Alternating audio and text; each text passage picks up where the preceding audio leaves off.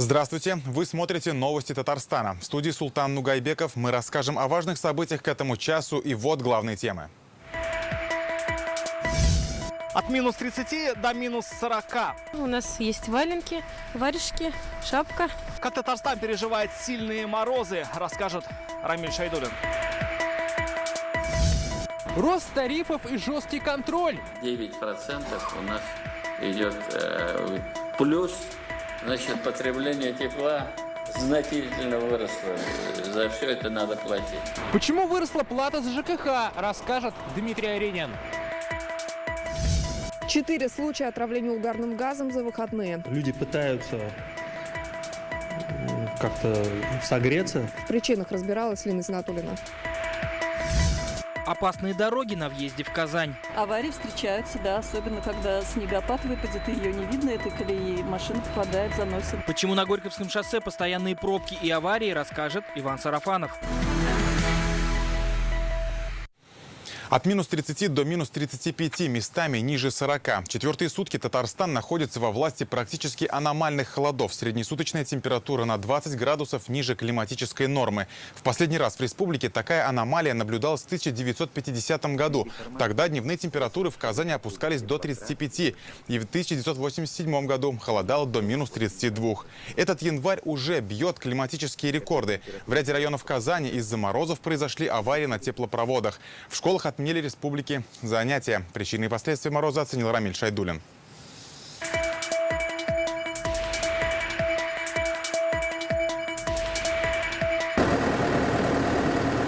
Жители дома на пересечении улиц Боруди и Серова сегодня на себе ощутили, что значат январские морозы. Ночью у них отключили отопление. Причина – прорыв тепломагистрали. Уже утром аварийщики устраняли последствия. Трубы играют, когда мороз, вот тепло. Труба же все равно идет, играет действительно. То есть из-за мороза не выдержала и получается? Наверное, да. Мороз же сколько? 35 градусов был, да? Около 40. Жители дома на Боруди не единственные, кто в морозы остался без тепла. В ночь на 8 из-за аварии на теплопроводе в такой же ситуации оказались жители домов на Шмидта, Товарищеской и Достоевского. Так пережила, куда деваться-то? Под одеялом. Не знаю, обогреватель ставить, не знаю, что холодно. Ну, холодно уж, конечно, первый этаж, я уж ничего не... Что скажешь? Мороз в эти дни и вправду такой, что его ощущаем не только мы. Кажется, что не в силах с ним совладать даже законы природы. Наливаем кипяток и посмотрим, как он поведет себя в эту погоду. Фейерверком, возможно, если на улице ниже 30 градусов мороза. Вот уже четвертые сутки в Татарстане столбики термометра опускаются до аномальных 37 градусов. Во дворах машины, которые никак не хотят заводиться. На улицах люди, которых спасают шубы, шали и вязаные вещи. У нас есть валенки, варежки, шапка. Пуховый шаль, который бабушки носили, вязаный свитер, длинные рукава. Одеваемся теплее, кушаем жирную пищу. Помогает? Помогает, стараюсь двигаться больше. Ну и настроение, конечно, хорошее. Из-за сильного похолодания по всей республике на следующую неделю переносится ряд мероприятий. Примерки на показ на Черном озере в Казани. Также здесь и в сквере столетия образования стройотрасли сегодня не работают катки. Во многих школах отменены занятия. Вместе с тем обращаем внимание родителей, что невзирая на показатели термометров, все татарстанские школы, педагогические коллективы в полном составе работают в прежнем режиме. Если вам не с кем оставить несовершеннолетних детей, то школы примут их при любой температуре. Среднесуточные температуры на 9-19 градусов ниже климатической нормы. Как сообщили в гидрометцентре республики, аномально холодная погода пришла не только в Татарстан, но и на всю европейскую часть страны. Причина – морозный северный антициклон. Своего рода рекорд был побит сегодня ночью. Метеостанции в Муслюмово и Бавлах зафиксировали. Температура понижалась до 41 градуса мороза. Ближайшие сутки примерно такой же характер погоды сохранится. Те же самые значения температур 32-37 и местами до 42 градусов мороза ожидается. По данным синоптиков, такой мороз продержится минимум до среды, а дальше начнет ослабевать. К выходным температура поднимется до минус 20 ночью и минус 15 днем. Рамиль Шайдуллин, Мазидинов, ТНВ, Казань. Рустам Минниханов сегодня поручил обеспечить правильность начислений за жилищно-коммунальные услуги и разъяснять населению причины роста платежей. Напомним, правительство России перенесло традиционное июльское повышение на декабрь. Рост тарифов произошел по всей стране. Платежки жители уже начали получать. Мера вынужденные средства пойдут на развитие коммунальной инфраструктуры. Для татарстанцев с 1 декабря тарифы на коммунальные услуги выросли в среднем на 9%. Как разобраться, правильно ли произвели начисления и кто может получить льготы на оплату услуг ЖКХ, узнал Дмитрий Аренин.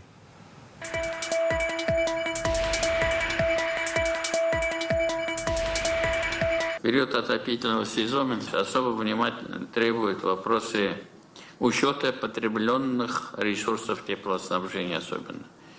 И корректность счетов, предъявляемых жителям.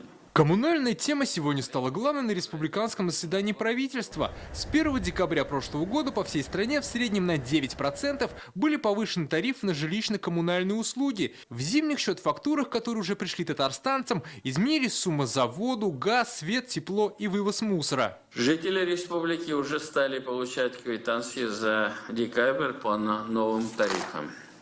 Министерство строительства ЖКХ, главам администрации, энергосбыту, руководителям управляющих организаций жилищной инспекции следует обеспечить правильность начисления, проверку по всем поступающим жалобам и обращениям. Внеплановое повышение связано с состоянием тепловых сетей. В республике они изношены более чем наполовину. Средства пойдут на обновление инфраструктуры. О предстоящем повышении объявили еще в прошлом году. Износ сетей связан с принятием инвестиционных программ. Вот конкретно, например, если взять Казань, мы в этом году приняли беспрецедентное решение о том, чтобы утвердить инвестиционную программу Казанского водоканала по восстановлению сетей канализации в первую очередь. Потому что те количество аварий, которые мы видим, несчастные случаи, которые возникают, мы просто вынуждены ситуацию менять. С учетом специфики инфраструктуры городов и районов везде суммы разные. Самый заметный рост 10-12% в Казани и еще 29 муниципалитетах. Они сейчас на экране. В одних повышение связано со строительством очистных сооружений, в других с тратами на энергию в домах с электроплитами. Это, в свою очередь, как правило, связано с устранением перекрестного субсидирования в электроэнергетике, где у нас третий год подряд будет повышаться льготный коэффициент для населения, связанных с электроплитами. Количество населения достаточно невысоко в этом, но у них процент получается порядка 11,5%, поэтому мы вынуждены были применить индекс дополнительные 3% к 9 установленным, для того, чтобы соблюсти это правило, которое установлено федеральным законодательством. Как отмечают эксперты, татарстанцы должны внимательно изучить платежки. Если сумма выросла более чем на 10% по сравнению с прошлым отопительным сезоном, то нужно обжаловать начисления. Для этого нужно обратиться в управляющую компанию или госжилинспекцию. Но если соизмеримо 10%, которые утверждены в Казани, 12% в Челнах и 9% в других районах республики, то здесь, конечно, все понятно и обращаться никуда не нужно. Но в основном определенно большая оплата это связано с отоплением, потому что у нас не все дома сегодня оборудованы узлом погодного регулирования. Если надзорные органы проводят проверку и выявляют нарушения, то, конечно, управляющая компания привлекается к административной ответственности и выдается предписание на устранение нарушений, и управляющая компания это воспринимает как произведение перерасчета, возврат излишней начисленной платы. Из-за дополнительного повышения в декабре в этом году ежегодной июльской индексации не будет. Ближайший рост тарифа произойдет только через 1,5 года, летом 2024-го. Социально незащищенные категории граждан получат льготы по оплате жилищно-коммунальных услуг. В Татарстане более полумиллиона федеральных и региональных льготников. Это ветераны Великой Отечественной войны, инвалиды и многодетные семьи. В зависимости от категории они получат субсидии от 30 до 50%. Также гражданам полагается компенсация, если их расходы на оплату ЖКХ превышают 1/5 часть общего семейного дохода. Министерству труда, занятости и социальной защиты необходимо обеспечить своевременную выплату субсидий через подразделение Республиканского центра материальной помощи по месту жительства. Большая работа, 9% у нас идет плюс, потребление тепла значительно выросло. За все это надо платить. Все расчеты должны быть правильные и разъяснить ситуацию. Тем, кто уже получает льготы, в январе автоматически начислят их в повышенном размере с учетом роста тарифов. За субсидии же по малообеспеченности нужно обратиться в любое время по мере необходимости. По малообеспеченности, то есть вы можете обратиться в любой момент. Нет такой даты, то есть в январе, феврале. У вас ведь платеж в феврале уже будет другой. Вы в январе, например, допустим, вас полмесяца не было, вы отсутствовали, у вас не было потребления воды, соответственно, платеж общий будет совершенно другой. И у вас, может быть, не превысит региональный вот этот вот стандарт 21%. А если, допустим, у вас был большой объем потребления в каком-то месяце, вот, ну, допустим, в связи, может быть, к вам приехало большое количество в январе родственников и так далее, конечно же, вы превысите 21%, этот порог, и, соответственно, имеете право претендовать на субсидию по малообеспеченности. Чтобы оформить субсидию, нужно подать заявление в органы соцзащиты или сделать это через портал госуслуг. Дмитрий Арина, Лисан Саитова, Игорь Романов, ТНВ, Казань. С аномальными морозами связывают и резкий рост отравлений угарным газом. Сразу 4 случая произошло в республике за выходные, еще 1 сегодня. Все массовые, пострадали целые семьи. 14 человек, в том числе 6 детей. ЧП произошли в частном доме в Муслюмово и многоэтажках в Казани и Азнакаево. Столько пострадавших за 3 дня еще не было. Напомним, за весь прошлый год произошло 42 случая. Погибли 9 человек, пострадали 82. Причины печальной статистики и как правильно согреться в мороз, расскажет Лина Зинатуллина.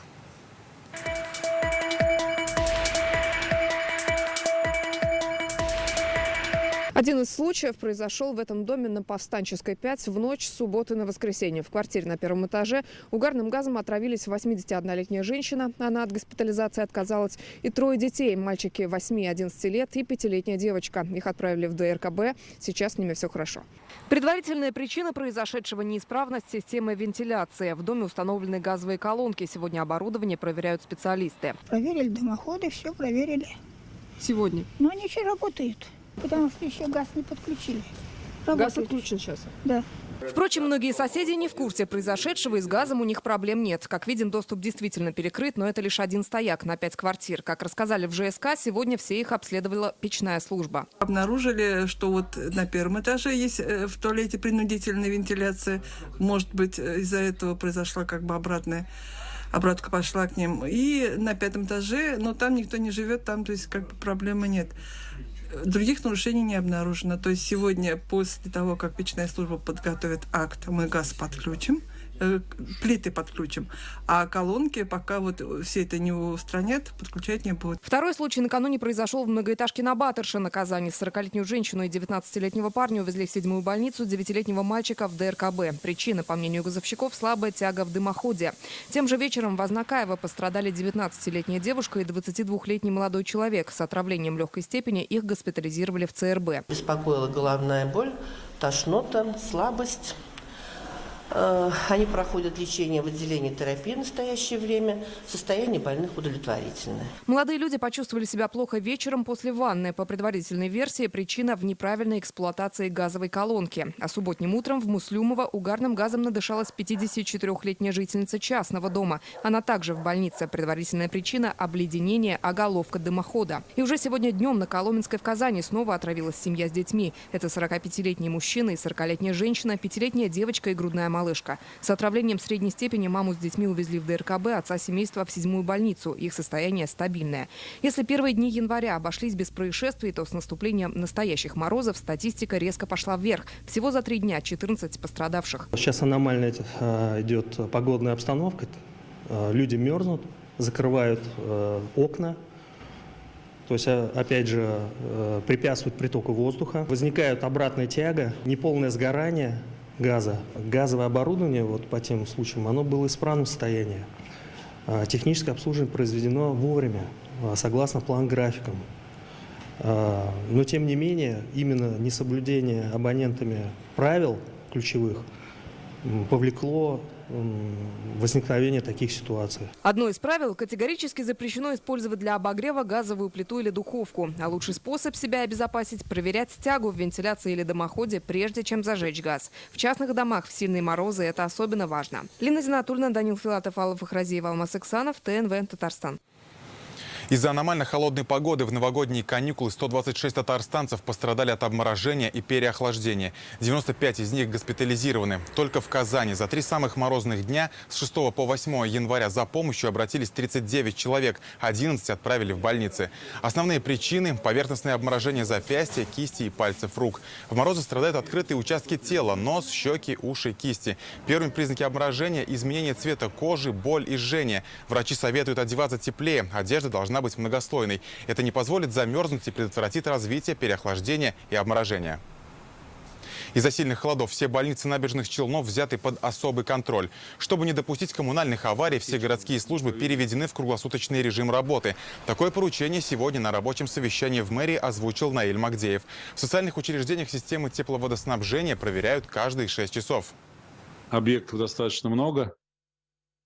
Более 80 школ, более 130 детских садов, десятки учреждений культуры, спорта, образования, здравоохранения, некоторые объекты с круглосуточным массовым пребыванием граждан. Поэтому ответственные дежурства должны быть. Ледяная колея становится причиной дорожных аварий. Чаще всего к нам жалобы поступают от водителей, попавших в ДТП на Горьковском шоссе Казани. Здесь почти ежедневно машины заносит, разворачивает поперек трассы, выбрасывает на соседнюю полосу движения или бордюр. Водители утверждают, всему виной колея на дороге. Особенно опасно двигаться в непогоду, когда ее не видно. Тогда даже опытный автолюбитель не застрахован от несчастного случая. На место выехал Иван Сарафанов. Это Горьковское шоссе на выезде из города. На дороге колеи, из-за которых машины на скорость выбрасывает. И происходят вот такие аварии, которые приводят к многокилометровым пробкам. Участники ДТП отказались давать комментарии на камеру, но рассказали, Opel из-за колеи занесло и выбросил на соседнюю полосу. Здесь произошло столкновение с Citroёном. Скорость была небольшая, поэтому травм водители не получили, но потратили время, нервы и деньги. 8 утра. Казалось бы, выезд должен быть свободный, въезд сейчас весь в пробках, и перед нами очередная авария.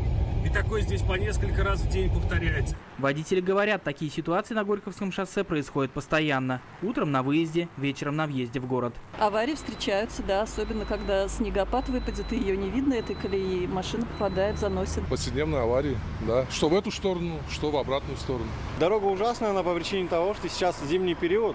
Просадка почвы идет. Из-за этого колея и плюс невнимательность водителей, несоблюдение дистанции. Не успели сотрудники ГИБДД разобраться с первым случаем, как в 2 километрах ближе к городу из-за все той же колеи иномарка вылетела с трассы и буквально повисла на сугробе. Для разъяснения ситуации на дороге мы обратились в администрацию Кировского и Московского районов Казани. Ремонт дороги планируется выполнить в рамках реконструкции Горьковского шоссе. Реконструкцию дороги начали уже в 2022 году. Заказчиком работ является Главтатдортранс. Отметим, что в прошлом году подрядной организацией выполнялся ямочный ремонт дороги. В том числе был проведен ремонт участков с колейностью. В настоящее время на Горьковском шоссе установлены предупреждающие знаки об ограничении скорости до 40 км в час и неровной дороге. Просим автомобилистов соблюдать скоростной режим.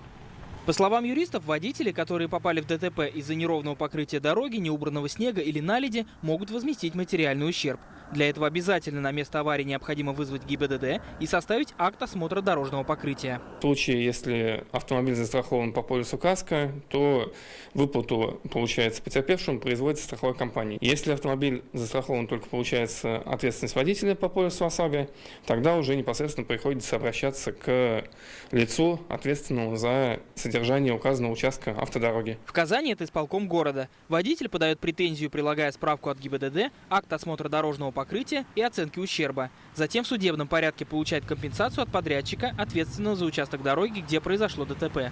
Иван Сарафанов, Адель Миндубаев, Лисан Саитова, ТНВ, Казань.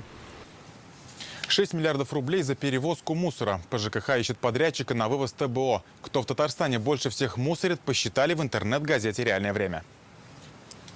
О планах на этот год рассказал сегодня Минстрой Республики. В этом году будут реализованы 6 национальных проектов и 4 госпрограммы. По ним построят и отремонтируют 205 объектов, из 109 аварийных домов расселят 249 человек. Продолжится реконструкция очистных сооружений, рекультивация иловых полей и Самосыровского полигона. Построят и соцобъекты. Это 2 поликлиники, 1 центр врача общей практики, 36 ФАПов, отремонтируют 10 и построят новых 4 учреждения культуры. Появятся 2 новых детсада и 5 школ. В Казани Казани, Набережных Челнах, Арском и Тукаевском районах. По программе увековечения памяти погибших при защите Отечества восстановят и обустроят 11 воинских захоронений в 6 районах республики. Все 4 объекта федерального проекта формирования комфортной городской среды – это парки и скверы, 8 из которых были признаны победителем конкурса малых городов и исторических поселений. В рамках республиканской программы будет построено еще 14 объектов. Таким образом, общее количество общественных пространств составит 68 объектов. Контрактация всех объектов запланирована на март месяц. В этом году будет реализовано 44 республиканские программы. На это предусмотрено 54 миллиарда рублей. На эти средства построят и отремонтируют более 3500 объектов. Так планируется ввести почти 3000 квадратных метров жилья. В 2023-м новоселье отметят 600 детей-сирот, 33 многодетные семьи, 78 молодых семей. В этом году в Нижнекамске отремонтируют и построят 31 объект. Об этом сегодня рассказали на первом совещании в исполкоме города. На работы выделят 3 миллиарда рублей. Обновят школы, больницы и дома культуры. С нуля при поддержке компании «Татнефть» на проспекте Мира построят ледовый манеж «Танека-Арена». Здесь планируют развивать фигурное катание. В планах застроить 48-й комплекс частными домами. При поддержке «Татнефти» продолжится реконструкция родника в поселке Красный Ключ. На ремонт дорог в Нижнекамске выделят почти 2 миллиарда рублей. Социальная политика наших промышленных предприятий позволяет сегодня реализовывать эти амбициозные проекты под ряд объектов, которые будут, скажем, не только украшением города, но и в целом объектами, которые позволят нам выйти на другой уровень позиционирования и в то же время другой уровень обслуживания наших жителей. По итогам минувшего года в Татарстане объем валовой продукции сельского хозяйства впервые превысит 300 миллиардов рублей. Рост составит около 18%, при плановом значении почти 2%. Об этом на совещании в Доме правительства сегодня сообщил Марат Зябаров. По растениеводству показатели выросли во всех районах республики. В целом на развитие АПК в 2022 из бюджетов всех уровней было выделено свыше 18,3 миллиардов рублей. Хозяйства приобрели более 3000 единиц сельскохозяйственной техники. Было собрано более 5 миллионов тонн зерна. Столько же планируют и в этом. По итогам 22 ярмарочных дней в городах республики реализовано продукции почти на 2 миллиарда рублей. Рустам Минниханов отметил важность их проведения для населения. Также президент поручил уделить внимание подготовке кадров, заготовке минеральных удобрений, а также продолжить работу по поддержке личных подсобных хозяйств. Наши предприятия имеют возможность для дальнейшего роста и модернизации. В текущем году, согласно госпрограмме, необходимо повысить показатели в целом на 1,9%, по отрасли растениеводства 2,3%, по животноводству 1,5%. Эдуард Вафин назначен руководителем отделения Социального фонда России по Татарстану. Федеральная структура начала свою работу 1 января путем преобразования пенсионного фонда и присоединения к нему фонда социального страхования. Указ о создании Владимир Путин подписал в июле прошлого года. Слияние двух фондов связано с переходом на единую цифровую платформу. Благодаря новой структуре гражданам будет легче получать социальные выплаты. До назначения Эдуард Вафин работал управляющим отделением пенсионного фонда по республике. Тимур Сулейманов сегодня покинул пост министра по делам молодежи республики. Он стал помощником президента Татарстана и возглавил Совет регионального отделения Всероссийского движения первых. Идею его создания поддержал Владимир Путин. Министром Тимур Сулейманов стал в сентябре 2021 года. До этого он был президентом Лиги студентов Татарстана и директором фонда «Салят». Сейчас исполнять обязанности министра по делам молодежи республики будет Ринат Садыков. Задача движения первых – сделать так, чтобы сами дети, сама молодежь имела возможность найти себя в разных направлениях. Всего 12 направлений этим движением будет реализовываться. В каждой школе будет создан клуб движения, на муниципальном уровне будет создан штаб движения. Как готовятся космонавты к полету? Сложно ли находиться в состоянии невесомости? И для чего нужно тренировать вестибулярный аппарат? Обо всем этом сегодня узнали школьники 3-й Терсинской школы Агрыза. Здесь прошла викторина «Тайны Вселенной». Секреты жизни космонавта раскрыл герой России Александр Лазуткин. В свой первый полет в космос он отправился в октябре 1997 года. На космическом корабле Александр Лазуткин провел 184 дня и 22 часа. Сегодня он рассказал ученикам о том, как космонавты справляются с перегрузками, атмосферным давлением, как преодолевают страх при старте и приземлении. Александр Лазуткин отметил, даже самые смелые мечты могут сбыться. Главное – сильно захотеть. Увидел, что девчонки и мальчишки такие живые, любознательные, почувствовал, что они впервые видят космонавта. Даже чувство сожаления появилось в душе, а с другой стороны чувство гордости, что я первый. Я первый, который вот приехал в этот район. И честно скажу, что уезжаю отсюда с ощущением, что я приеду обязательно. Это раз. И что-то я с этими ребятами буду делать. Ну, в смысле, какую-нибудь программу сделаем космическую с ними. На этом у нас все. Еще больше информации в нашей группе ВКонтакте и Телеграм-канале. Также наши выпуски доступны на платформе Рутюб. До встречи.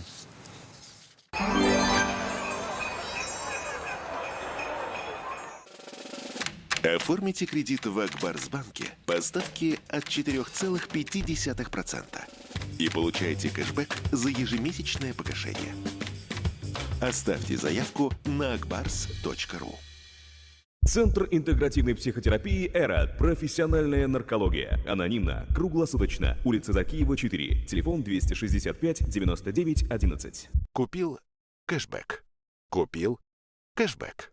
С дебетовой карты «Мир» Акбарсбанка и с кэшбэком 10% на все этот процесс никогда не остановится. Установите приложение Акбарс онлайн и оформите бесплатную карту.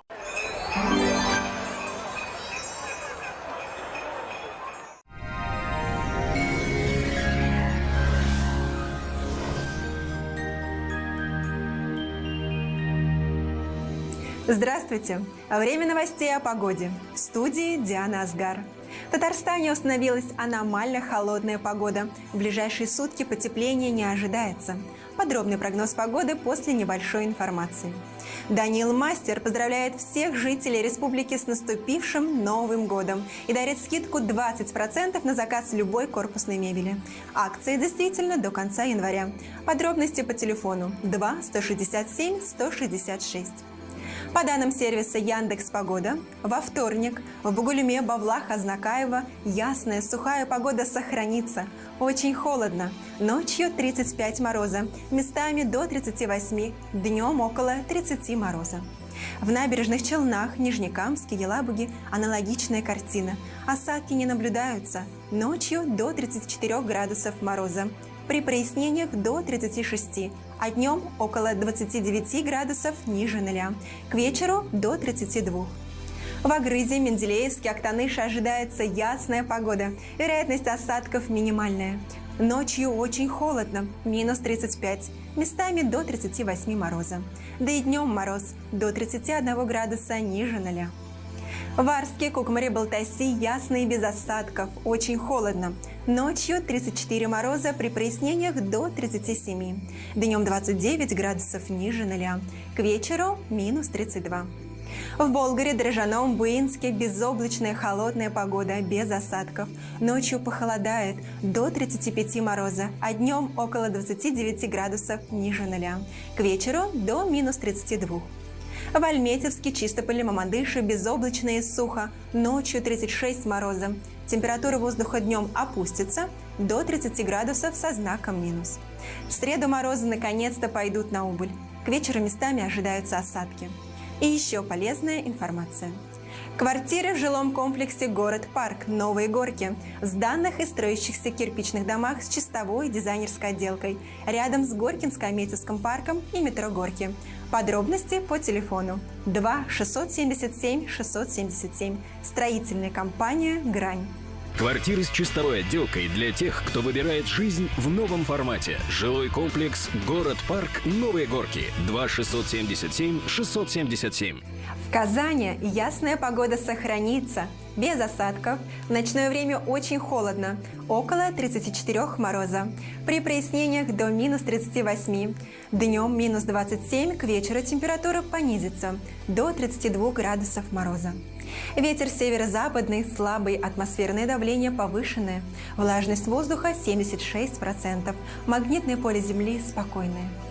Из-за аномально холодной погоды в республике объявлено штормовое предупреждение. Будьте осторожны, избегайте обморожений и без надобности не выходите на улицу. Пусть бесконечная кротость, великодушная красота озаряют вас, как теплый свет солнца. До новых встреч!